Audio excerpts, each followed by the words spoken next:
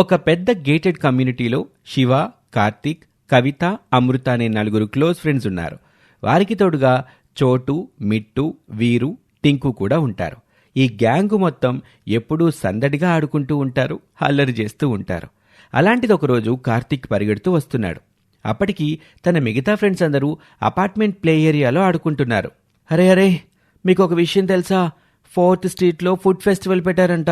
మనలాంటి పిల్లలందరికీ జస్ట్ 20 రూపీసే అంట ఎంట్రీ ఫీ. అంతేకాదురా, ఎంట్రీ టికెట్తో ఇచ్చే కూపన్తో అక్కడ చాలా ఫుడ్ ఐటమ్స్ ఫ్రీ అంట పిల్లలకి. మనం అందరం వెళ్దాంరా. ఆ ఫుడ్ ఫెస్టివల్లా? నాకు తెలుసులే, అది నిన్నటి నుండి స్టార్ట్ అయ్యింది. ఇంకా ఆ ఫెస్టివల్ 10 days ఉంటుంది కనుక ఇప్పుడంత అర్జెంటుగా ఎందుకు వెళ్ళడం? ఒక 1 week అయ్యాక వెళ్తే ఎంచక్క ఖాళీగా ఉంటుంది. మనం కూడా బాగా ఎంజాయ్ చెయ్యొచ్చు. లేదు, వెంటనే వెళ్ళాలి. అవును, నేను కూడా ఎప్పుడు అలాంటి ఫుడ్ ఫెస్టివల్ చూడనే లేదు. మనం త్వరగా వెళ్ళాలి అంటూ వెళ్ళటానికి ఇంట్రెస్ట్ ఉన్న వాళ్ళందరూ వెళ్దామని పట్టుబడుతుంటే అప్పుడు వాళ్లలో కాస్త తెలివైనవాడు, చురుకైన వాడైన శివ, చూడు కార్తీక్, ఈ వీక్లో మనకి ఎగ్జామ్స్ అయిపోతాయి కదా, అవయ్యాక వెళ్దాం. అప్పుడైతే హ్యాపీగా మనం అందరం ఎంజాయ్ చేయొచ్చు. ఎలాగో ఆ ఫుడ్ ఫెస్టివల్ 10 రోజులు ఉంటుందంట కదా, మరి ఇప్పుడు కంగారేముంది చెప్పు అని చెప్పడంతో మిగతా వాళ్ళు సైలెంట్ అయిపోయారు. కానీ కార్తీక్ స్వభావం మాత్రం అది కాదు. తన మనసులోకి ఏదైనా వస్తే ఖచ్చితంగా వెంటనే చేసేస్తాడు. అందుకే శివ చెప్పిన మాటకి సైలెంట్ అయిపోయి అందరితో పాటు కార్తీక్ కూడా ఇంటికి వెళ్ళిపోయాడు. అలా వాళ్ళు ఇళ్లకి వెళ్లారో లేదో సడన్గా వర్షం పడ్డం మొదలైంది. మెల్లిగా మొదలైన ఆ వాన 2 గంటలు బీభత్సంగా కురిసిన తర్వాత కానీ తెలియలేదు అది కేవలం వాన కాదు, ఏదో సైక్లోన్ ఎఫెక్ట్ వల్ల వచ్చిన పెద్ద వర్షం అని. అందుకే ఎవరిళ్లలో వాళ్ళు చక్కగా చల్లబడిన ఆ వాతావరణాన్ని ఎంజాయ్ చేస్తున్నారు. అలాంటప్పుడు మిట్టు, కవిత కంగారుగా శివ దగ్గరికి వచ్చారు. ఏంటి కవి, ఇలా వాన పడుతున్నప్పుడు బయటకెందుకు వచ్చావు? డ్రైనేజ్లవి పొంగిపోతాయి కదా, మనలాంటి చిన్నపిల్లలం బయటకొస్తే ప్రాబ్లం కదా. ప్రాబ్లం మనకు కాదు శివ, మన కార్తీక్, టింకు ఇంకా వీరుకి. మనం ఇవాళ ఫుడ్ ఫెస్టివల్కి వెళ్ళొద్దని ఆగిపోయాం కదా, కానీ మన మాట వినకుండా వాళ్ళ ముగ్గురు ఆ ఫుడ్ ఫెస్టివల్కి వెళ్ళిపోయారంట. ఇదిగో మన మిట్టునే వచ్చి ఈ విషయం నాకు చెప్పింది.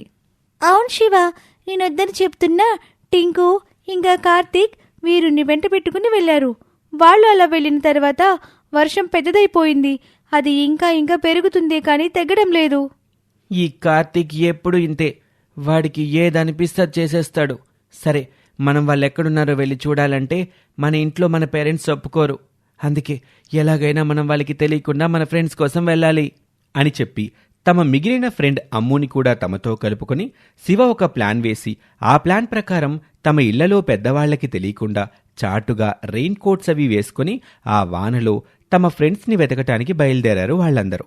అలా వెళ్తున్న వాళ్ళు వాన వల్ల ఆ ప్రదేశమంతా జలమయం అయిపోవడంతో వాన నీరు వరదలా పొంగిపోతుంటే ఆ పక్కనే ఉన్న ప్రహరీ గోడల మీద ఒకరి వెనకాల ఒకరు నడుచుకుంటూ ఆ భారీ వర్షంలో తమ ఫ్రెండ్స్ కోసం వెళ్తున్నారు.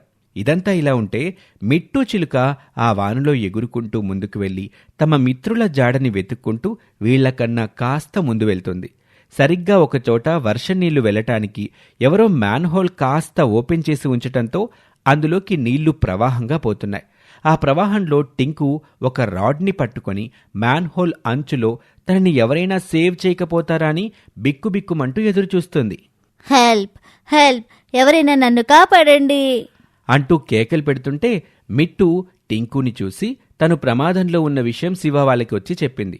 అంతే, ఈ ముగ్గురు మిత్రులు కలిసి ఆ పక్కనే ఉన్న ఒక చెట్టు కొమ్మని విరిచి దాన్ని పట్టుకొని, అమ్మో కవిత, నేను ఈ కొమ్మకి అవతల ఎండి పట్టుకొని మన టింకు దగ్గరికి వెళ్తాను, మీరు మాత్రం 2వ ఎండిని గట్టిగా పట్టుకోండి. సరే శివ అని చెప్పటంతో వాళ్ళు ముగ్గురు ఆ వరద నీటిలో చిక్కుకున్న టింకుని ఎంతో రిస్క్ తీసుకుని సేవ్ చేశారు. అలా ఆ వానలో వరద నీటిలో నుండి ప్రాణాలతో బయటపడ్డ టింకు, చాలా థ్యాంక్స్ మీ అందరికీ. మీ మాట వినకుండా మేం బయటకు వచ్చాం, ఇదిగో ఇలా ఇరుక్కుపోయాం. సరే కానీ కార్తీక్ వాళ్ళు ఎక్కడ టింకు? వాన పెరుగుతుందనగా మేమింటికి బయలుదేరిపోయాం, కానీ ఇంతలో ఒకేసారి వాన నీరు పెరిగిపోయి మేము కొట్టుకుని పోయాం కవి. లక్కీగా నాకు ఆ రాడ్ దొరకడంతో నేను దాన్ని పట్టుకుని ఆగాను. మరి వీరు, కార్తీక్ మాత్రం నీళ్ళల్లో కొట్టుకుపోయారు అని చెప్పడంతో ఆ కొట్టుకుపోయిన ఇద్దరి స్నేహితులకి ఏమై ఉంటుందా అనే భయంతో వాళ్ళందరూ కార్తీక్ వీరుని వెతకటానికి మరో సాహసం చేస్తూ ముందుకు కదిలారు. కొద్దిగా దూరం వెళ్ళాక అక్కడ ఒక కార్ బోల్తా కొట్టి నీళ్లలో తేలిపోతూ కొట్టుకుపోతూ ఉంది. ఆ కార్ మీద వీరు కూడా కొట్టుకుపోవటం చూసింది అమ్ము. అదిగో శివ, అక్కడ చూడు, ఆ కార్ మీద మన వీరు కొట్టుకుని వెళ్ళిపోతున్నాడు. పాపం, తనని ఎలాగైనా కాపాడాలి. కవి, నీకు కూడా నాలాగా స్విమ్మింగ్ వచ్చు కదా, నువ్వు కూడా నాతో రా, మనమిద్దరం మన వీరుని కాపాడాలి. సరే శివ, పద అని ఆ ఇద్దరు స్నేహితులు కలిసి ఎంతో ధైర్యంగా ఆ వరద నీళ్లలోకి దూకి చాలా తెలివిగా ఈదుతూ ఆ కొట్టుకుపోతున్న కార్ని ఒక చెట్టు కొమ్మ వైపు గెంటుకుని వెళ్లారు. అలా చెట్టు కొమ్మకి చేరువ కాగానే వీరు ఆ కార్ మీద నుండి ఆ చెట్టు కొమ్మ మీదకెక్కేసింది. దాంతో వీరు సేఫ్ అయ్యాడని వీళ్ళకి కాస్త ధైర్యమూ వచ్చింది. కాని కార్తీక్ ఏమై ఉంటాడా అనే ఆందోళన వాళ్లలో పెరిగిపోయింది. ఈలోపు మిట్టు అక్కడికి ఎగురుతూ వచ్చాడు. శివ, కవిత, మన కార్తీక్ పక్క వీధిలో కొట్టుకుపోతున్నాడు. అలా కాస్త ముందుకి కొట్టుకు వెళ్ళాడంటే అక్కడ ఉన్న చెరువులోకి వెళ్ళిపోతాడు. అప్పుడు తనని ఎవరూ సేవ్ చేయలేరు అని మిట్టు చెప్పడంతో ఈ ఇద్దరు స్నేహితులు ఎంతో వేగంగా ఆ వరద నీటిలో ఈదుకుంటూ ఆ పక్క స్ట్రీట్కి చేరుకున్నారు. అప్పటికే కార్తీక్ నీళ్ళల్లో కొట్టుకుపోతున్నాడు. అప్పుడు శివకి ఒక ఐడియా వచ్చింది. కవి, నాకొక ఐడియా వచ్చింది. మనమిద్దరం ఇలా ఒకే డైరెక్షన్లో వెళ్తే మన కార్తీక్ని సేవ్ చేయలేం. అందుకే నువ్వు వేరే డైరెక్షన్లో అటు నుంచి రా, నేను ఈ డైరెక్షన్లో ఇటు నుంచి వెళ్తాను అంటూ ఇద్దరు చెరోవైపు విడిపోయి కార్తీక్ వైపుగా చాలా వేగంగా ఈదుతూ వెళ్లారు. చివరికి ఒక ఇరుకైన గల్లీ ఏరియాలో వాళ్ళు కార్తీక్ని పట్టుకున్నారు. అలా మొత్తానికి కార్తీక్ని కూడా సేఫ్గా వెనక్కి తీసుకొని తిరిగి వాళ్ళందరూ తమ ఇళ్లకి వెళ్ళిపోయారు. ఇక్కడ జరిగిన ఈ విషయం తమ ఇళ్లలో పేరెంట్స్కి తెలిస్తే ఇంకెప్పుడూ తమని బయటకు పంపరనే భయం వల్ల వాళ్ళందరూ జరిగిన ఈ ప్రమాదం గురించి ఎవ్వరి ఇళ్లలోనూ చెప్పకూడదు అనుకున్నారు. కానీ ఇలా ఇద్దరు పిల్లలు వరద నీళ్ళలో కొట్టుకుపోతున్న ఒక కుర్రాన్ని కాపాడిన విషయం ఎవరో ఫోన్లో షూట్ చేసి సోషల్ మీడియాలో పెట్టడంతో ఆ వార్త వైరల్ అయింది. అది న్యూస్ ఛానల్స్లో కూడా వచ్చేసింది. ఆ తర్వాత ఈ పిల్లల సాహసాన్ని మెచ్చిన గవర్నమెంట్ కవితకి, శివకి బ్రేవ్ చైల్డ్ అవార్డిచ్చి సత్కరించారు. అలా తమ మిత్రుల కోసం మరికొందరు మిత్రులు భారీ వర్షంలో చేసిన సాహసం వల్ల ముగ్గురి ప్రాణాలు నిలబడ్డాయి. ఇది ఇవాల్టి కథ.